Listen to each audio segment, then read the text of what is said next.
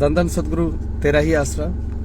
प्यारे सतगुरु की प्यारी साथ संगत जी, कैसे आप सारे। मैं प्रेमी विजेंद्र कुमार इन आप सभी का स्वागत करता हूँ आपके अपने प्रोग्राम सच की राह में, और उम्मीद करता हूँ कि पूज्य हजूर पिताजी की दया मेरी रहमत से आप सारे बिल्कुल ठीक ठाक होंगे और आप सब अपने अपने घरों में सकुशल अपने परिवारों के साथ होंगे। इसी उम्मीद और विश्वास के साथ आप सभी का स्वागत है आपके अपने प्रोग्राम सच की राह में। तो अरदास से प्रोग्राम शुरू करते हैं और धीरे धीरे बातों को आगे बढ़ाते रहेंगे। धन धन सतगुरु तेरा ही आसरा। हे मालिक तुझे लाज है, अब बहुत हो चुका, तू दया में रहमत कर। तेरे प्यार मोहब्बत की राह में चलने वालों को कोई दुख तकलीफ ना है। हे मालिक सबको सुमति बख्शना, सुमति किसे कैसे देनी है, जिसे जैसे देनी है उसे वैसे दीजिएगा, वो आपकी मर्जी। धन धन सतगुरु तेरा ही आसरा। तो प्यारे सतगुरु की प्यारी साथ संगत जी, आप सबका बहुत बहुत स्वागत है आपके अपने प्रोग्राम में। और धन धन सतगुरु तेरा आसरा दीपक हिंसा जी। देखिए मैं आप सबके मैसेजेस नहीं पढ़ पाऊंगा क्योंकि गाड़ी ड्राइव कर रहा हूँ, और जैसे भी पिताजी ख्याल देंगे आपके सवालों के जवाब, ये पत्रकार बैठे मेरे साथ, मैं चाहूँगा ये भी आपके साथ जुड़ जाए। नारा लगा करके एक बार नारा लगा लो साहब। धन धन सतगुरु तेरा ही आसरा जी। रमाशंकर जी मेरे साथ है और हम सब निकल पड़े हैं खुली सड़क पर अपना सीना ताने। तो चलिए सबसे पहले तो आप सबको हिंदुओं के प्रमुख त्योहारों में से एक त्योहार होली की आप सभी को बहुत बहुत हार्दिक शुभकामनाएं और बहुत बहुत सभी को बधाइयां आज के त्योहार को लेकर के। तो जैसा कि बहुत सारी जगह सुनने में आ रहा है कि मैंने पढ़ा, बड़ी हैरानी हुई मुझे, किसी ने साथी ने सेवादार ने, दीपक भाई धन धन सतगुरु तेरा आसरा, मुझे एक सेवादार ने लिख करके भेजा कि यार क्या बहन हनीप्रीत शाही परिवार को डेरे से निकाल देगी, निकाल रहे हैं, तमाम तरह के क्यास चल रहे हैं, लगाए जा रहे हैं। मैंने कहा यार ऐसा तो संभव नहीं है, क्योंकि परिवार का हिस्सा है और शायद नई कार्यकारिणी सदस्यों की भी घोषणा हुई है या नहीं हुई है, इसका भी मुझे जानकारी नहीं है। लेकिन जैसे ही अभी क्या पहुंचो फटाफट, जैसे सभी लोग कह रहे हैं तो उन सबको देख लेते हैं कि भाई क्या क्या होता है। और रही बात डेरे में व्यवस्थाओं का परिवर्तन होना, तो ये एक नियम है बराबर कि समय समय पर बॉडीज चेंज होती हैं और देखते हैं कैसे कैसे और क्या रहेगा। तो मना कर रहे प्रेमी जी कह रहे वहां पे आ जाओ, मीचंद जी का ठीक आ जाओ फटाफट। क्यों? तो ऐसे तमाम लोगों से अफवाह जो फैला रहे हैं ना, उन अफवाहों से सावधान रहे। लोगों का मकसद ही एक्चुअली दरबार के खिलाफ करना है। आपको दरबार में बहुत सारी व्यवस्थाएं हैं, उन सबको खराब करने की जो एक साजिश है, वैश्विक साजिश कहूँगा साहब, उससे विश्व स्तर पर रही है साजिशें। पहले भी पूज्य हजूर पिताजी के समय में भी बहुत सारे लोग तमाम तरह से गुमराह करते रहे हैं साथ संगत को, और अब पूज्य हजूर पिताजी नहीं है, दरबार की बागडोर मैनेजमेंट कमेटी के हाथ में। तो लोग चाह रहे हैं कि पहले पिताजी को बदनाम किया, अब मैनेजमेंट को बदनाम करके चीज़ों को उलझा लें। और एक और बड़ी इंटरेस्टिंग सी बात है, ये कहा जाता है कि विजेंद्र तो मैनेजमेंट का पक्ष रखता है, या ये कहें कि पहले कुछ और बोलते थे आज कुछ और बोल रहा है। तो एक बात मैं आप सबके साथ साझा करना चाहूँगा मालिक के प्यारों की, सच की राह पूज्य हजूर पिताजी के दिखाए गए जो रास्ते हैं, परिहित परमार्थ सेवा सिमरन, इन सब के अंतर्गत चलने वाला एक सेवादारों का संगठन है, छोटा सा 2-4 लोग हैं उसमें, जिसमें से प्रमुखता से मैं आपको अक्सर दिखाई देता हूँ। बहुत सारे लोग आपको दिखाई नहीं देते हैं, मौके के साथ साथ रहते हैं साथ में, लेकिन यहाँ पर कभी भी ये नहीं रहा कि हम दरबार की मान मर्यादा के खिलाफ जाएंगे, दरबार को बदनाम करेंगे, या हमारी कभी मनसा नहीं रही इस तरीके की। लेकिन बहुत सारे लोग चाहते हैं इस तरीके से कि डेरा सच्चा सौदा की जो व्यवस्था है, बागडोर है, वो कहीं ना कहीं बिगड़ जाए, खराब हो जाए।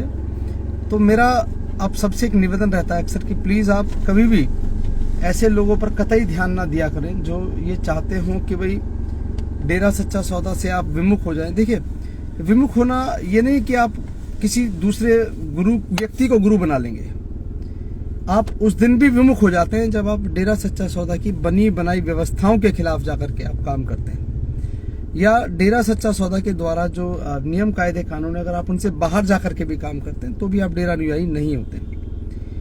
अभी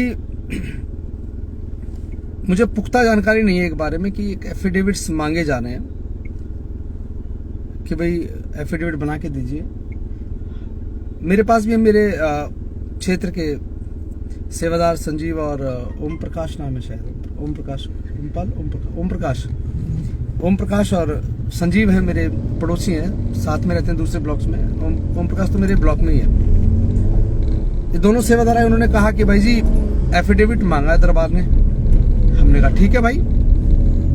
हमने खट से अपना आधार कार्ड, उन्होंने बोला आधार कार्ड दे दीजिए एफिडेविट बनेगा। मैंने कहा ठीक है। मैंने उन्हें अपना आधार कार्ड दिया और 70 रुपये 60 रुपये शायद उन्होंने मुझसे लिए। एफिडेविट बनेंगे जो 10 रुपये के स्टाम्प पर जो बनता है, अमूमन 70 रुपये या 100 रुपये का वकील जो बैठे होते हैं बाहर वो लेते हैं एफिडेविट को बनाने के लिए।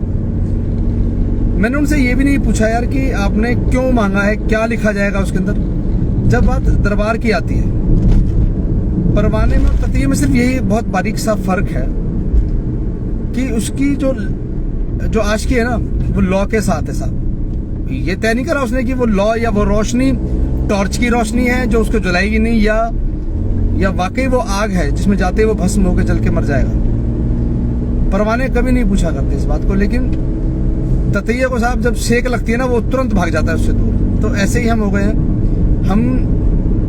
हमने कभी भी पहले भी सवाल नहीं किए जब व्यवस्थाएं बनती थी दरबार की तरफ से। शायद सुना है ऐसा कि ग्रीनेस का जो अकाउंट है उस पर सवाल हैं बहुत सारे कि भाई पैसा आता है तो कहाँ जाता है, कैसे खर्च होता है। तो शायद अगर मान लीजिए मुझे दात मिलती रही है, मैं पिताजी से दात लेता रहा हूँ लगभग 1999 से, जो सिलसिला शुरू हुआ है 2017 की जनवरी तक बदस्तूर वो सिलसिला जारी रहा है।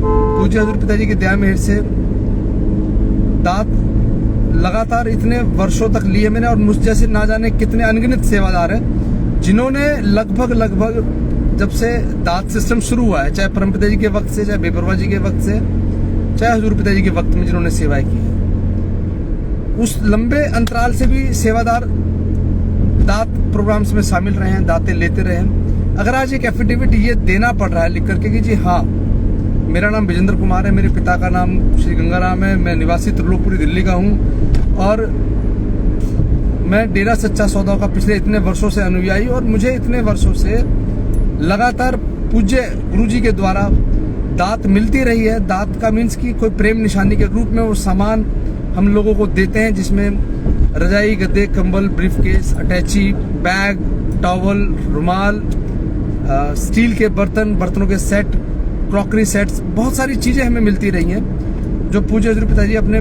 प्रेम की निशानी के रूप में हमें देते रहे। जब ये चीजें हम पा रहे हैं पूज्य हजूर पिताजी से, मैं एक निवेदन हो रहा है मेरा आपसे कि आप राजीव भाई और जो भी सेवादार नारा लिख रहे हैं, नारा तो आप लिखिए लेकिन सवाल जवाब मत लिखिए। आज मैं पढ़ नहीं पाऊंगा, पढ़ूंगा तो पता लगा मेरा जहाज ही क्रैश करवा दो, कहीं इधर उधर टकर जाएगी गाड़ी कहीं, क्योंकि अभी ऑन द वे हूँ, कहीं जा रहे हैं हम लोग। तो प्लीज आपसे निवेदन है कि आप सवाल जवाब ना आज मत कीजिए, कल कर लेंगे सवाल जवाब। आप देखिए हमें से ऐसे समय मिला करेगा, अब आपसे रूबरू होने का मौका ऐसे ही मिल जाया करेगा। चलते फिरते अब मनोरम व्यवस्था है, रात दिन दौड़ना पड़ रहा है। तो मेरा आपसे निवेदन कि प्लीज जब हम सब कुछ लेते रहे पूज्य हजूर पिताजी से, दात मिलती रही हमें, तो एक कागज का टुकड़ा एफिडेविट लिख करके दे देने से क्या आपत्ति है। मैं तो नहीं समझता कि इसमें हमें कोई दिक्कत होनी चाहिए। मैं ये भी नहीं समझता कि ये किसी अपराध की श्रेणी में शामिल होगा। एक घोषणा पत्र है एफिडेविट कि जी मेरे द्वारा डेरा सच्चा सौदा के गुरुजी जब दात देते रहे तो मेरे द्वारा वो दात ली जाती रही है। तो इसमें क्या गलत है? क्या इसमें आपसे आपकी निजी जानकारियां भी मांगी है? नहीं मांगी गई। जब आपसे निजी जानकारियां नहीं ली जा रही है, नहीं मांगी जा रही हैं, तो इतनी सारी है तो वह क्यों?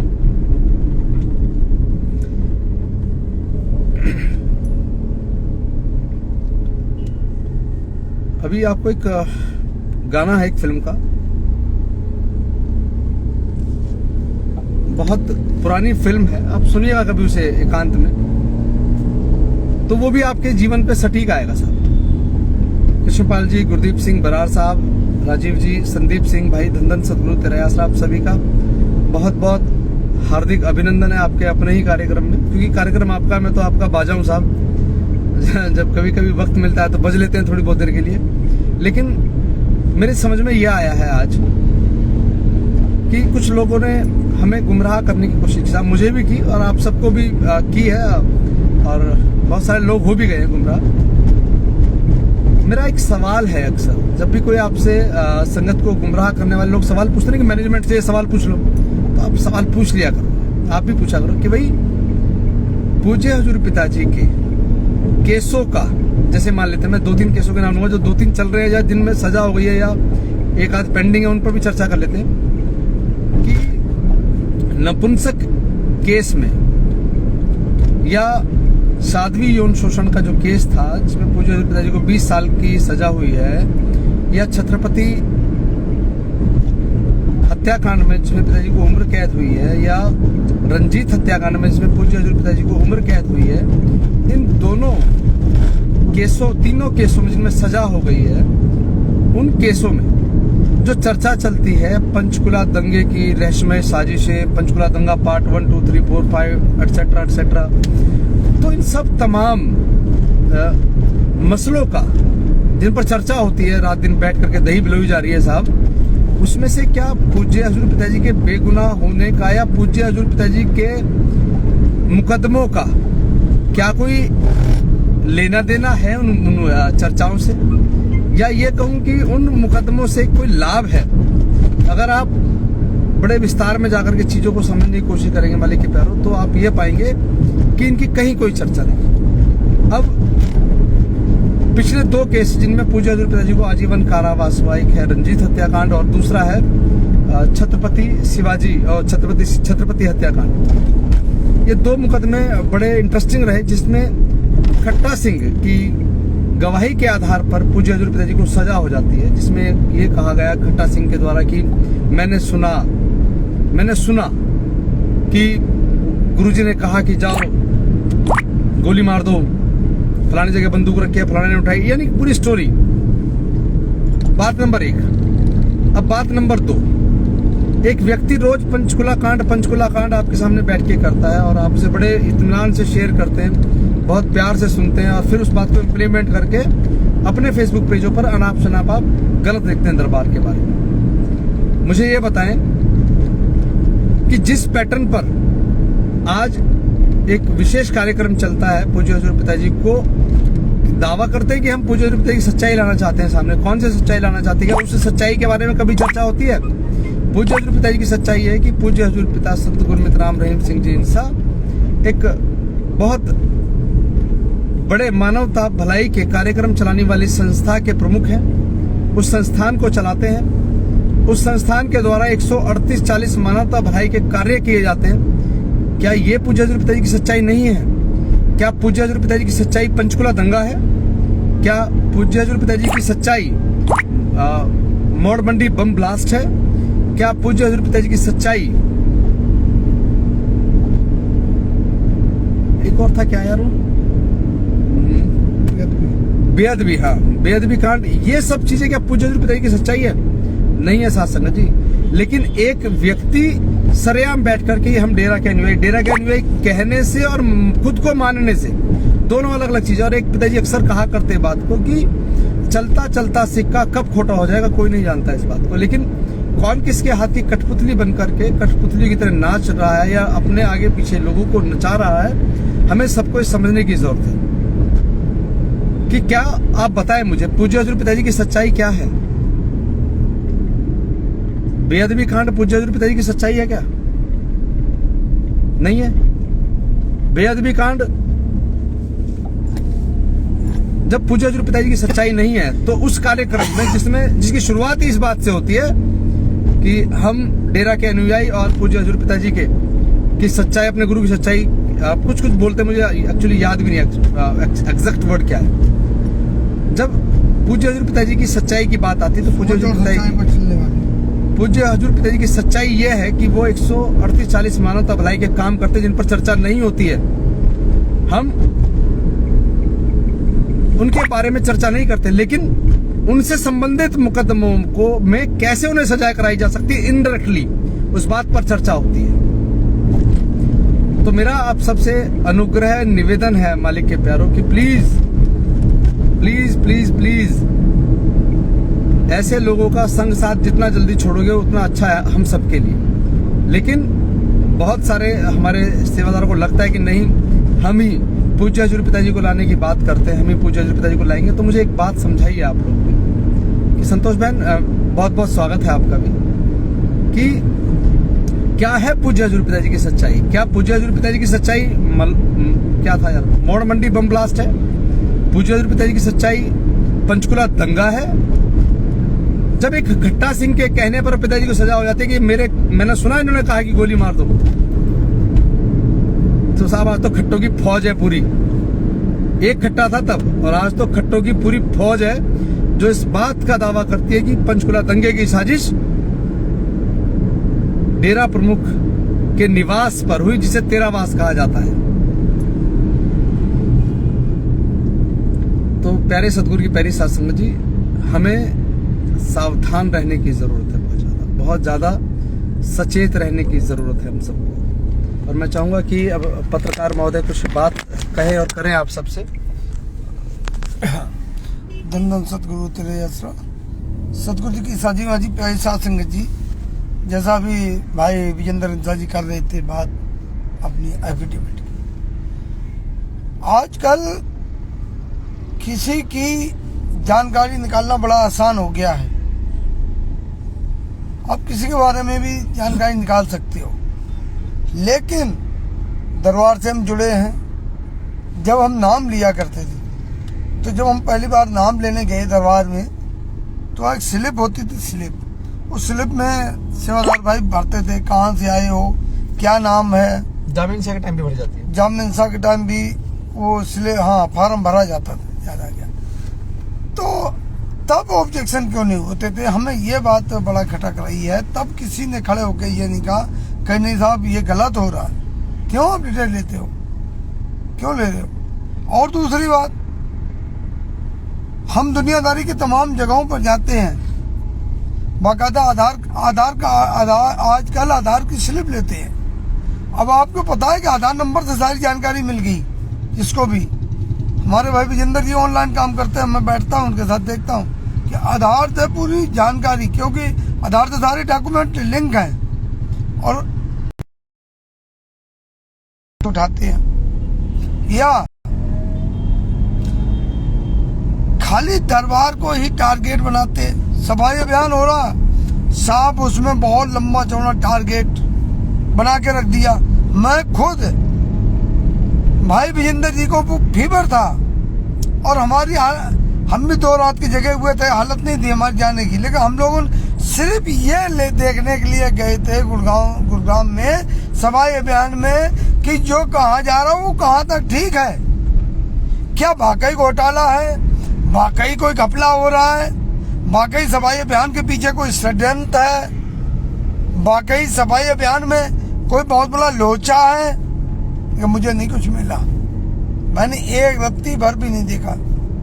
कुछ सेवादारों ने मुझे फोन किया कि आपने उन सेवादारों की खबर को अपने चैनल पर क्यों चलाया। मैंने कहा हमारा चैनल कोई दबाव में नहीं है। लोग कह रहे हैं अपना चैनल का मुझे वो दो डिटेल, तो मैं क्यों दूं? आप, हमारा पर्सनल बिजनेस है, हम उसकी डिटेल आपको क्यों दें? और आप होते का क्यों दें आपको पर्सनल डिटेल, पर्सनल जानकारी मैं क्यों दूं आपको? तो कहने का मतलब ये है कि मेरे पर दबाव बना दे। अरे मेरे जैसे आदमी पे क्या करोगे दबाव बना के? दबाव उन पे बनाइए जो तमाम पूजनीय हजूर पिताजी के जब सुनारिया से गुड़गांव तक जाते हुए 20 सोशल मीडिया के चैनल और तमाम इंटरनेशनल चैनल और तमाम मेन स्ट्रीम मीडिया के चैनल, तमाम नेशनल न्यूज़पेपर, लोकल न्यूज़पेपर, सब में खबरें भरी पड़ी। कई साहब गुरुजी वहां से निकले और गुरुग्राम में गए, हमारे साथ ये कह रहे नहीं साहब नहीं गए। मैंने उनका भी सवाल, जो ऑफिशियल लोग हैं डेरे के, जैसे 45 मेंबर, यहाँ लोग सेवादार, आम संगत से पूछा कि आप ये बात क्या सच है कि पिताजी यहाँ गुरुग्राम में रहे? सबने एक जबान में एक ही बात का जवाब दिया कि पिताजी रहे, गुरुग्राम में रहे, फर्लों पर 21 दिन रहे वो हमारे सेवादार खंडन कर रहे हैं। तमाम अभी मैं थोड़ी देर पहले पढ़ रहा था कि बहन हनीप्रीत के कहने पर माताजी को डेरे से निकाला जाएगा, शाही परिवार को डेरे से निकाले। अरे कौन निकाला, किसको निकाला? और आप डेरे में जाते नहीं हो। मेन बड़ी हैरानी की बात है, अभी हम पंजाब गए थे, वहाँ सेवादारों ने बताया कि कुछ लोग ऐसे हैं जिनकी डेरे में एंट्री नहीं है और वही बैठ रहे हैं। जब हमारे यहाँ कोई फंक्शन, प्रोग्राम, शादी ब्याह होता है ना, कार्यक्रम, तो उसका हिसाब कौन लेता है? जिसने कोई भी कुछ काम न किया हो, कोई खर्चा न किया हो, वो आदमी हिसाब मांगता है कि जिस कार्यक्रम में खर्चा कितना हुआ।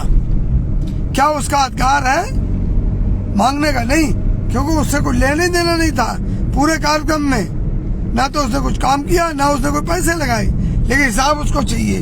वही हाल आज डेरे का है।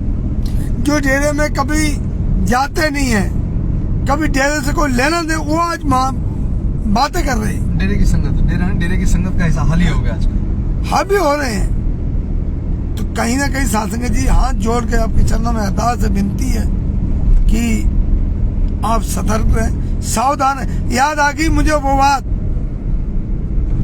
जो भाई पप्पू राम जी के साथ एक सेवादार मिलवाया था पप्पू राम जी ने, जिन्होंने 68 साल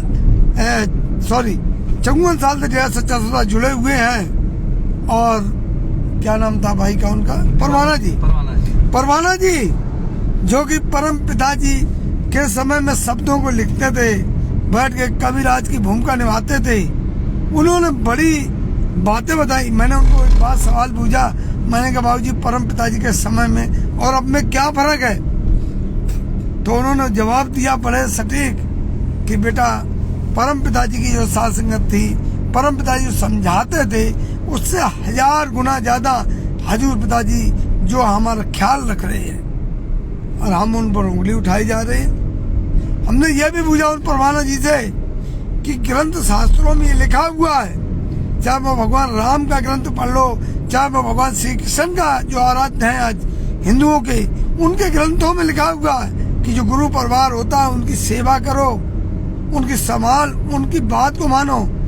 भगवान जिनको कहा जाता है श्री कृष्ण जी, जो आराध्य हैं सभी के, वो जंगल में लकड़ियां लेने जाते थे, गुरु माता की सेवा करते थे, गुरु माता के लिए पानी लाते थे। आज गुरु माता पे और शाही परिवार पे सवाल क्यों? अब डेरा सच्चा सौदा के बाहर की भी बात कर लो। कहीं भी किसी ग्रंथ शास्त्र में कहीं भी नहीं लिखा हुआ कि गुरु परिवार की निंदा करो। गुरु से बढ़कर गुरु परिवार होता है, लेकिन समझ नहीं है। पिताजी को उल्लुओं की कहानी सुनाया करते थे अक्सर सत्संग में, वो वाली सामने आ रही है कहानी। क्या उल्लू है? तो अंधों में कई बार मैं मिलता हूँ, संगत में जाता हूँ, लोग कहते हैं यार फला आदमी ऐसे बोल रहा है, कितनी बढ़िया। मैंने कहा बिल्कुल बढ़िया बोल रहा है, पर वो बढ़िया बोल किसके लिए रहा है? पिताजी कहा करते थे कि कुनैन की गोली ना बुखार में काम आती है, कड़वी होती है, और अगर उस पर लेप लगा दिया चीनी का मीठी बन जाती है। तो वही बात है कि बातें तो कड़वी है, जहर है उनके अंदर, लेकिन वो मीठा पर लगा दिया, सुगर लगा दिया, वो आपको बड़ी मीठी मीठी लग रही। वाह भाई वाह, आप भी तालियां बजा रहे हैं कि बहुत बढ़िया, बहुत बढ़िया, बहुत अच्छी जानकारी। अरे कोई खास जानकारी नहीं है उनके पास। क्या जानकारी है? सूत्र बताते हैं। हम तो सारे दिन लिखते हैं सूत्रों की खबर। सूत्र होते क्या है आज तक मुझे नहीं पता है। ये सूत्रों का मसला मीडिया लाइन में बहुत बड़ा हथियार है। मैं आपको आज अपनी सच्चाई, हालांकि अपनी बिजनेस किसी को बतानी नहीं चाहिए, तो मैं बता रहा हूँ कि सूत्र सबसे बड़ा मीडिया का हथियार है। जो आपको कुछ भी ना हो, सूत्रों से खबर मिली। सूत्र वो होता है जो एक्चुअली में है ही नहीं, लेकिन सबसे ऊपर है। तो सूत्रों की बात सच होती है, लेकिन सूत्र होते कौन है कोई पता नहीं है। कोई भी सूत्र हो सकते हैं, आप सूत्र हो सकते हैं हमारे, हम आपके सूत्र हो सकते हैं, लेकिन जहां आपकी आन बान शान मर्यादा की बात है, दरबार की बात है, जिएंगे मरेंगे मर मिटेंगे देश के लिए, पूजनीय हजूर पिताजी द्वारा फिल्माया गया गाना। आप उसको मान ही नहीं रहे हो भाई जी। पिताजी के वचन नोटा के थे, आप देखो आपने नहीं माने तो मैंने बिल्कुल आपने नहीं माने थे। पिताजी के तो झाड़ू दिया और चला दी। पिताजी के लाखों वचन है, आप कितने वचनों पर डिबेट करते हो। मैंने एक दिन बोला था भाई विजेंद्र जी के साथ बैठे, 138 मानवता भलाई के कार्यों पर डिबेट कब होगी? नहीं होगी। पंचकूला कांड पर डिबेट हो रही है। सुनारिया पिताजी का सुनारिया आने पर लगातार एपिसोड, डेली एपिसोड चलाए जा रहे हैं। 138 मानवता भलाई के कार्यों पर जिस दिन डिबेट होगी उस दिन सीना चौड़ा हो जाएगा मेरा भी, कि हमारे भाई 138 मानवता भलाई के कार्य परम पूजनीय हजूर पिताजी की मिसाल को लेकर के दौड़ रहे हैं, तब माना जाएगा। कभी डिबेट नहीं होगी। डिबेट किस पर होगी? बहन हनीप्रीत पर डिबेट होगी। बहन हनीप्रीत जब गुरुग्राम में आई, उन्होंने सफाई अभियान का हिस्सा बनी। सफाई अभियान में उन्होंने सफाई की। किसी ने कहा कि उन्होंने अच्छा काम किया? नहीं कहा, क्योंकि हिम्मत नहीं है। अच्छा तो हमने दिखाना ही नहीं है। कसम खा रखी है, सौगंध खा रखी है हमारे भाइयों ने, सच्चाई तो सामने आने नहीं देंगे। उसमें इतनी परतें लगा देंगे, इतनी परतें लगा देंगे कि आप सोच ही नहीं पाओगे, वहां तक आप जा ही नहीं पाओगे। तो साथ संगत जी यही निवेदन है, विनती है और आपसे कि कम से कम आप लोग तो सतर्क रहें, होशियार रहें, मालिक की भक्ति में रहें। एक मिसाल हो आप लोग, डेरा सच्चा सौदा की एक मिसाल हो। कहीं में नाम आता कि ये भाई फला भाई डेरा सच्चा सौदा जुड़ा हुआ। मुझे याद आ गया, एक बार मैं गया, भाई विजेंद्र जी हमारे साथ थे। हम लोग गए, एक होटल में प्रोग्राम था, तो इनविटेशन था, हम लोग गए थे मीडिया के माध्यम से। कड़ाके की धूप थी, जून जुलाई का महीना था, कड़ाके की धूप। पैरों में जो है अगर आदमी नंगे पर चले छाले पड़ जाते। भाई विजेंद्र जी पहुंचे, हम पहुंचे, क्योंकि विजेंद्र भाई जी का प्रण था जूते चप्पल ना पहनने। तो हम जैसे होटल में गए तो वहाँ जो होटल रिसेप्शन में कर्मचारी थी लड़कियां, वो आई दौड़ के, अरे उन्होंने ये लगा कि ये जूते बाहर उतार के आए। उन्होंने कहा सर आप जूते पहन ले प्लीज, आप जूते बाहर खोल के आए। तो भाई विजेंद्र जी ने कहा नहीं हम पहनते हैं। हमने बोला हमने कही पहनते नहीं जूते। बोले रीजन, तो रीजन जब उनको बताया तो बोले वाह आप लोग कितने कमाल हो, आप अपने गुरु के लिए इतना ऐसा प्रण लेके बैठे हो। और आज साहब धोए जा रहे हैं, धोए जा रहे हैं गुरु बच्चों को, गुरु परिवार को, गुरु की बनाई हुई सरजमीन, जिनको हम दरबार में, हमारे पुराने सत्संगी कहीं जाते थे हमारे साथ, तो हम तो कभी कभी ऐसे ही चले जाते थे। जैसे गेट पे पहुंचा, भीड़ देखे फटाफट जल्दी अंदर पहुंचने कुछ सेवादार ऐसे थे सुभाष नगर ब्लॉक के हमारे साथ।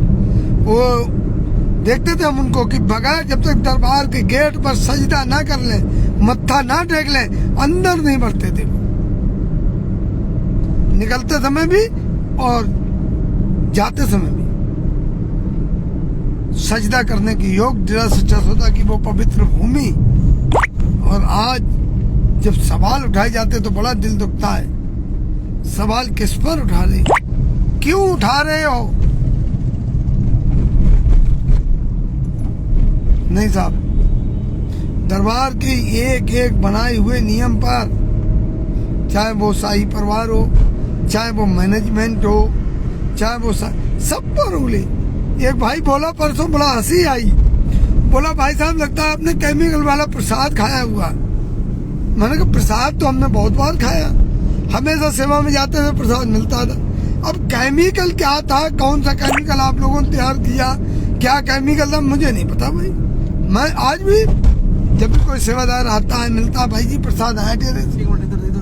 केमिकल से मुझे याद आया, मैंने आपसे कई बार कहा है कि आप सभी लोग ना एक बार, आश्रम वेब सीरीज है, वैसे देखनी नहीं चाहिए, लेकिन जब बात इस तरह के सवालों के आते हैं केमिकल वाला प्रसाद, एक्चुअली केमिकल वाला प्रसाद जो थ्योरी है ना, वो आश्रम वेब सीरीज की है।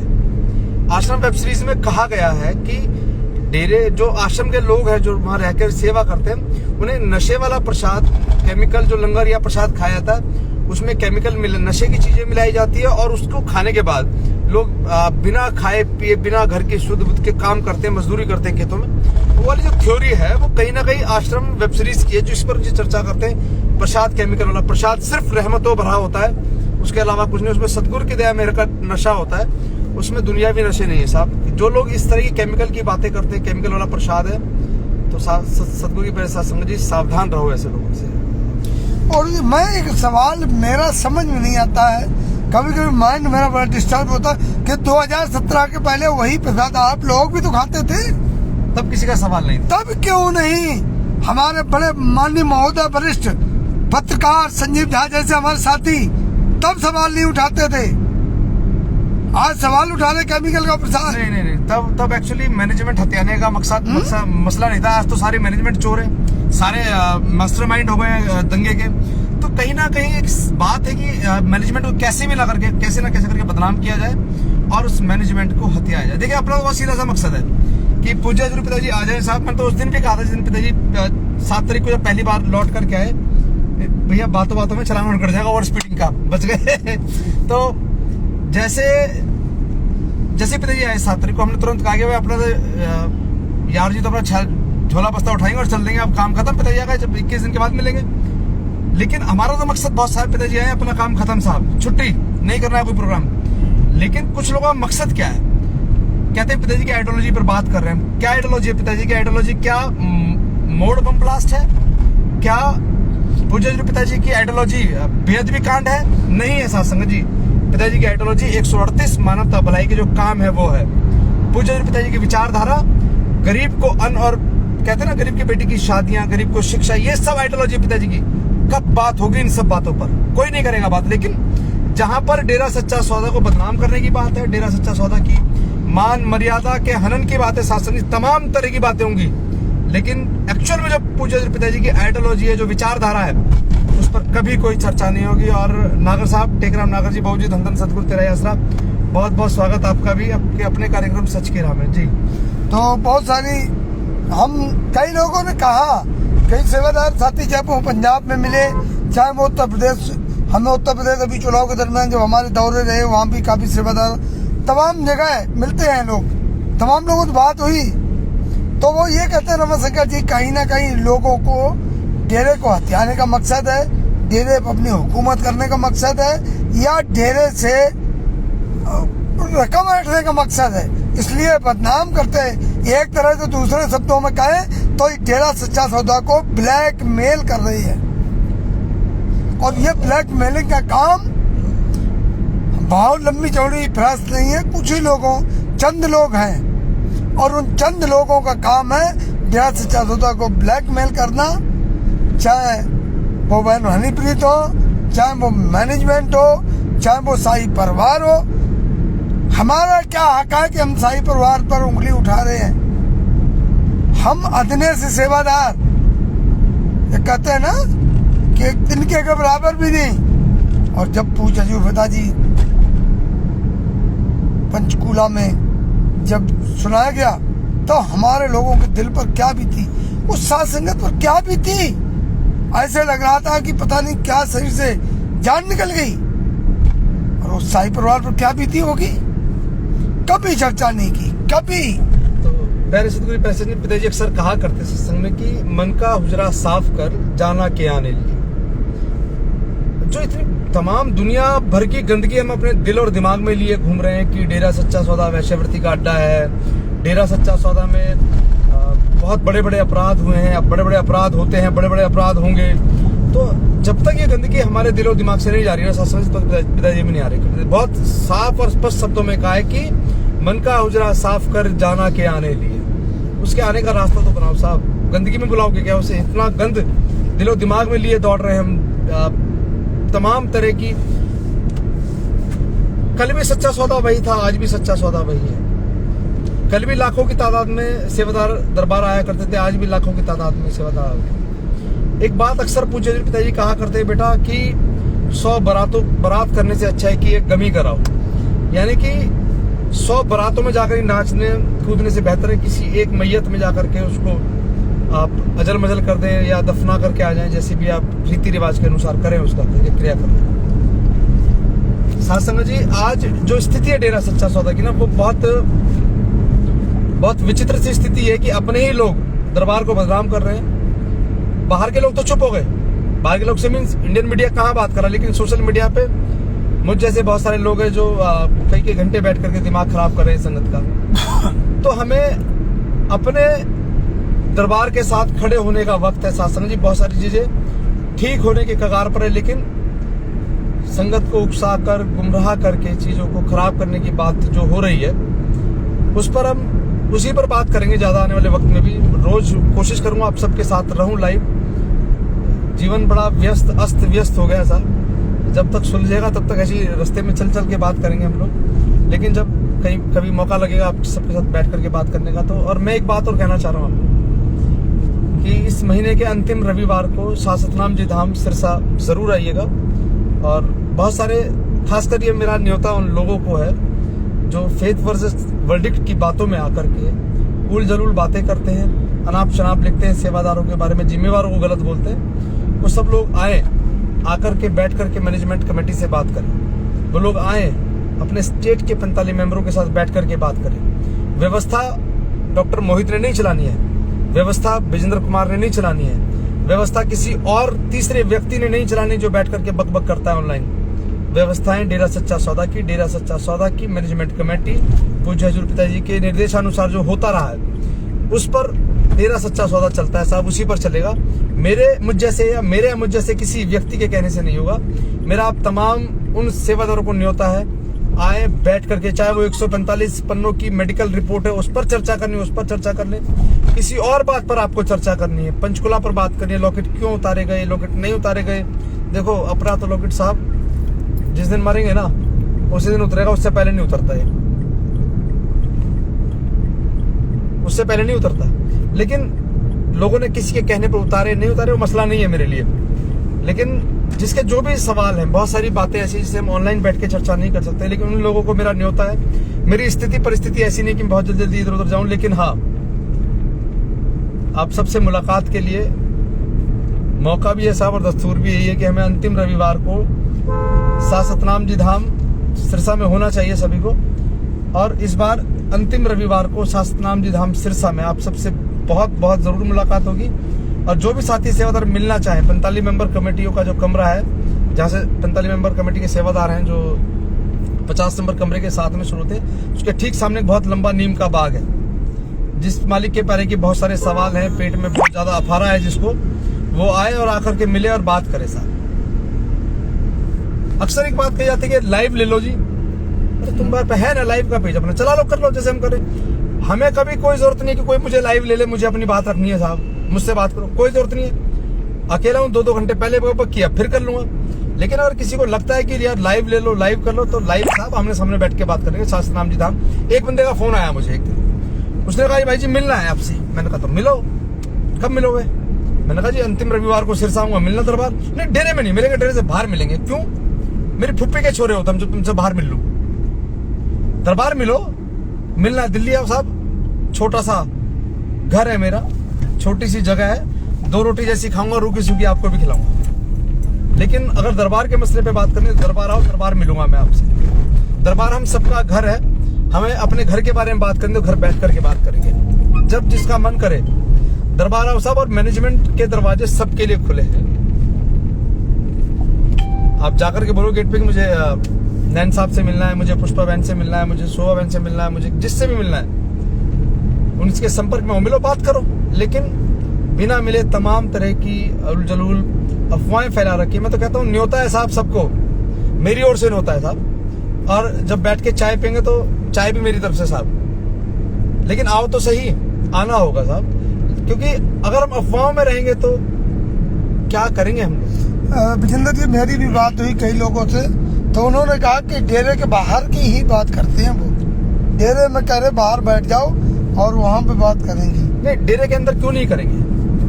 अगर मैं डेरे का हितैषी हूँ, अगर घर में आग लगे तो घर की आग दूसरे घर पे पानी डाल के बुझाई जाएगी या अपने घर में पानी डाल करके आग बुझाएंगे हम लोग? हमें अपने घर में ही पानी डालना होगा, जहां पर आग लगी है वहां पानी डालना होगा, तभी आग बुझेगी साथ संगत जी। और आग हम सबके दिलों में और मनों में और दिमाग में लगा दी गई है कि डेरा सच्चा सौदा के सेवादार गलत हैं, डेरा सच्चा सौदा में गलत होता था, गलत होता है। जिन लोगों के मन में ऐसी विचारधारा है साथ संगत जी, तो मेरा आप सबसे एक निवेदन है, प्लीज सावधान हो जाओ। इसी बात में एक बात जोड़ना चाहता हूँ कि जब पूज्य अजूर पिताजी की बात हो रही है, पूज्य अजूर पिताजी अभी सुनारिया धाम आए तो हमारे साथी सेवादारों ने कहा कि जी हमारे बंदे वहाँ खुफिया तौर पर जानकारी ले रहे हैं। अरे हम खुफिया तौर पर किसकी स्टिंग कर रहे हैं, किसकी जानकारी निकाले? अपने गुरु की, जिसको कभी हम खुदा मानते हैं, कभी भगवान मानते हैं, कभी अल्लाह मानते हैं, कभी गॉड मानते हैं। मैं एक बात और कहना चाहूंगा, याद होगा आपको 4-5 दिन बाद एक खबर आई थी कि गुरुजी तो वहां से हटा दिए गए, रात को बड़ी चहल पहल हुई, हलचल हुई, हमें पता वो कहाँ है। तो उस जगह, उस खुफिया जगह का पता शासन में हाथ जोड़ के कह रहा हूँ, अब पता तो पूछ लो कि पिताजी को कहाँ रखा था। पहले तो उन्होंने माना नहीं, फिर माना तो एक आई तो दूसरी जगह ले गए, सेफ जगह रखा है उनको, और फिर जाने के बाद का वो तो आए ही नहीं। कौन सी बात सही थी? वो बात सही थी जो तुम ये कह रहे थे कि वो नहीं आए हैं, या वो बात सही थी कि वो तो 4 दिन के लिए आए थे, तो उसके बाद उनको भेज दिया इधर उधर, फिर उसके अगले दिन कहा कि नहीं वो एक सेफ जगह है। अरे मालिक के प्यारो, ये मेरा सवाल सुनने वालों से जो अक्सर सुना करते हैं कि भैया आप तो पूछ लो अपने आका से कि भैया बता दे कि वो जगह कौन सी है। 4-5 दिन के बाद जब रात को अफरा तफरी हुई, उसके बाद पिता को दूसरी जगह शिफ्ट कर दिया गया, वो खुफिया जगह कौन सी थी? अब तो पिताजी चले गए वापस। पिताजी अब तो जगह का पता खोल दो। पिताजी अक्सर कहा करते थे कि क्रिकेट रंग जो है देर में बदलता है, लेकिन इंसान बहुत जल्दी बदलता है, और ये क्रिकेट वाला रंग जो है कई बार बदला गया। पिताजी के पल्लों पर बहुत सारे रंग बदले गए, बहुत सारी बातें आई। वो कह रहे कि हम जी 20 आदमी लेकर गए और वहाँ पर खड़े रहे और हमारी जी किसी ने तलाशी नहीं ली। हर रोड चलते क्यों तलाशी ली जाएगी तुम्हारी? तुम हो कौन? और तुम जब इतने ऑफिशियल थे तो तुम डायरेक्ट जाते गेट पर, अंदर बोलते हमें अंदर जाना है, तब तो बात थी। तुम दूर से खड़े होके साहब देख रहे कौन आ रहा है, कौन जा रहा है। अरे ये तो हम किसी की जासूसी करने के लिए, हम गुरु घर की जासूसी कर रहे हैं, दरबार की जासूसी कर रहे हैं, ये कहाँ का ठीक है? बिल्कुल गलत है। अब तो जासूस हो आप लोग, डेरे की तरह नहीं हो, जासूसी कर रहे हैं। क्योंकि हमने ऐसा भी सुना कि डेरे में एंट्री नहीं है कुछ भाइयों की। नहीं, एंट्री सबकी है, सब आए जाए, अपना खुला दरबार है साहब, कोई ऐसा थोड़ी ताला लगाया किसी का आईडी चेक करके भेजा जाएगा अंदर। जिसका मन करे जब करे तब आए। तुम्हें अगर जाने में डर लगता है तो साहब हमारा हाथ पकड़ के चलो, हम ले जाएंगे, क्योंकि हमारा हाथ सतगुरु ने पकड़ा है, हमें तो कोई रोकता नहीं। अगर किसी को लगता है कि भाई उन्हें रोका जा रहा है, तो अब खुले तौर पर संगत के बीच में पता तो लगे तुम्हें वाकई रोका जा रहा है, काम का अफवाह बना रखे। राम प्रकाश जी धन सतगुरु तेरे आसरा, बाबू जी मनदीप जोरा जी धन सतगुरु तेरे आसरा, अनिता बोरा जी धन सतगुरु तेरा ही आसरा, अनिता रावत बहन धन सतगुरु तेरा ही आसरा। और इस बार आप सबसे निवेदन है मेरा कि अंतिम रविवार को कोशिश करूंगा, पूरी रहेगी मेरी, कि आप सबके दर्शन हो। साथ संगत मालिक का रूप है, आप सबके दर्शन हो जाएंगे। साथ संगत जरूर जरूर जरूर कोशिश रहेगी इस बार शास्त्रनाम जी धाम में मुलाकात हो आप सबसे। इस महीने के अंतिम रविवार को सच की राह के जो भी सेवादार हैं आप सबसे मुलाकात करने शास्त्रनाम जी धाम सिरसा जरूर आएंगे। तो शासक जी आपसे भी विनती है, निवेदन है, आग्रह है कि आप लोग दरबार की मर्यादाओं में रहें। मर्यादाओं से ध्यान आया श्री रामचरितमानस में जो गोस्वामी तुलसीदास जी ने लिखी, उसमें जगह लिखा है कि आपत्ति काल में मर्यादा की परीक्षा होती है। ये भगवान श्री राम जी के वचन है। आपत्ति काल में मर्यादा की पहचान होती है। धीरज धर्म मित्र और नारी आपातकाल पहचानिए चारी, इनकी पहचान होती है। लेकिन दोबारा बोलो। धीरज धर्म मित्र और नारी आपातकाल पहचानिए चारी। 4 लोगों की पहचान आपत्ति के समय में होती है। जब हमारे ऊपर कोई संकट होता है तब ये लोग कौन कौन इसमें साथ देता है? धीरज, हमारा साहस, सांस टूट जाता है यार, हो सकता है कि मैं इस नाले को ना पार कर पाऊं, साहस, या हम वहां ना पहुंच पाऊं। तो साथ हमारा कब है? जब हम मुसीबत में होते तब हमारा साहस। धीरज, धीरज, हमें विश्वास नहीं रहता है विजेंद्र जी हमारा साथ देंगे नहीं देंगे, तो विश्वास ये समझ लो कि वाकई क्या सदगुरु सही है या गलत है यार, कहीं ठगे तो नहीं गए 20-30 साल। ये आपका धीरज जैसा विश्वास है। धर्म जिस विषय पर हम जुड़े बेपरवाही के साथ, कहीं वो गलत तो नहीं था। मित्र हम मित्र कह लो, शिष्य कह लो, हम सब वाकई इस लायक है कि उसका साथ दे ना दे। और नारी साहब, जब आप पर असली विपत्ति तब होती है जब आपके जो ब्याहता है वो आपका कितना साथ देती है साहब। क्या पता लगा कि ये तो झाड़ डूब गया, तो चलो छोड़ के भगलो। तो ये पवित्र ग्रंथ रामायण में लिखा हुआ है। और आज हम ना तो हमारे अंदर धीरज है, ना हमारे अंदर कोई धर्म पर हम चल रहे हैं, गुरु के बताए हुए रास्ते पर, वचनों पर। और मित्र जो हम गुरु भाई है, आपस में मित्र तो है, मिलते हैं, नारा लगाते हैं। कहाँ मित्र है? अब तो गालियां बकते हैं साहब। काहे के मित्र हैं? गालियां उससे बात करते हैं साहब, और जरा शर्म तमीज लिहाज नहीं है किसी बात का भी। तू तड़ाक अबे तबे करके लिखते हैं, बात करते हैं, और बात करते हैं गुरु शिष्य के, गुरु की सीख की। ये कभी गुरु के शिष्य नहीं थे मालिक के प्यारों, ये सब माया के यार थे, और माया मिलने की आस में अब ऐसा रंग बदले हुए हैं। तो सासंग जी विनती है आपसे, आप बिल्कुल किसी के, चाहे मैं कह रहा हूँ, विजेंद्र जी कह रहे हैं, अगर आपको जो अच्छा ना लगे उसको बिल्कुल मत मानो। आप अपनी मर्जी के मालिक हैं, आपको बादशाहत मिली हुई है 84 लाख योनियों के बाद, तो आप उसको। तो मालिक के प्यारों, चलो अब आपसे निवेदन है और एक विनती आप सबसे कि प्लीज, कि जब तक हम पॉजिटिव नहीं रहेंगे तो नेगेटिव एनर्जीज हम पर हावी रहेंगी, और हमारा जो चरित्र है साहब वो भी गड़बड़ाता रहेगा। तो मेरा आप सबसे एक ही निवेदन है बार बार जुड़ के, कि प्लीज सदगुरु जी के प्रति अपनी जवाबदेही रखें, वफादारी बेपरवाह जी के साथ रखें, दरबार के साथ वफादारी रखें, नमक हरामी ना करें, हलाली करें साहब। दरबार का लंगर खा के बड़े हुए हैं। देखो मैं तो बड़ा दरबार से हूँ साहब। जब हम बहुत छोटे से थे, लगभग रही होगी उम्र साहब 16-17 साल, तब से ही दरबार आना जाना है।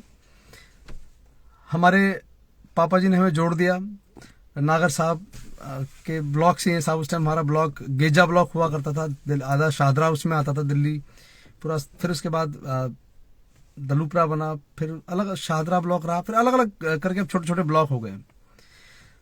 तो हम तो साहब दरबार का लंगर खा के बड़े हुए, हमसे तो नमक हरामी शायद हो ना पाए, लेकिन आप सब बहुत वफादार सेवादार हैं दरबार के। आप सब दरबार के प्रति अपनी जवाबदेही तय करें। चलिए मैं एक बात को मान लेता हूं, आप ध्यान दीजिएगा मेरी बात को। मैं एक बार को मान लेता हूं कि राकेश ब्रह्मचारी, जिन्हें राकेश दिड़बा के नाम से बदनाम किया जाता है आज की तारीख में, कि he is an master mind. वो एक बहुत बड़ा मास्टर माइंड है जिसने सारी अफरा तफरी मचाई है, बहुत कुछ किया है। हनीप्रीत इन सब की गैंग की मास्टर माइंड में मान लेता हूं एक बार को। दरबार के अंदर सारे ब्रह्मचारी सब ऐसी हैं, ये भी मान लिया एक बार को। तो क्या पूज्य हजूर पिताजी को पता नहीं था कि ये सब इतना सब रचे हुए हैं? तो फिर इनको जिम्मेदारी के पदों पर क्यों? एक पत्रकार ने एक सवाल पूछा था मोहित को, मुझे आज भी याद है, कि जदों राम रहीम दी गल करदे असी, और ये बात आ रही है कि उस डेरे नू कोई होर चला रहा है, कोई होर चलाऊगा, तो उस वक्त ये बात निकल के आती कि क्या राम रहीम वाकई पावरफुल था या इतना कमजोर था कि उसके आसपास के लोग ही उसे चला रहे हैं? तो बड़ा जलता हुआ सवाल है।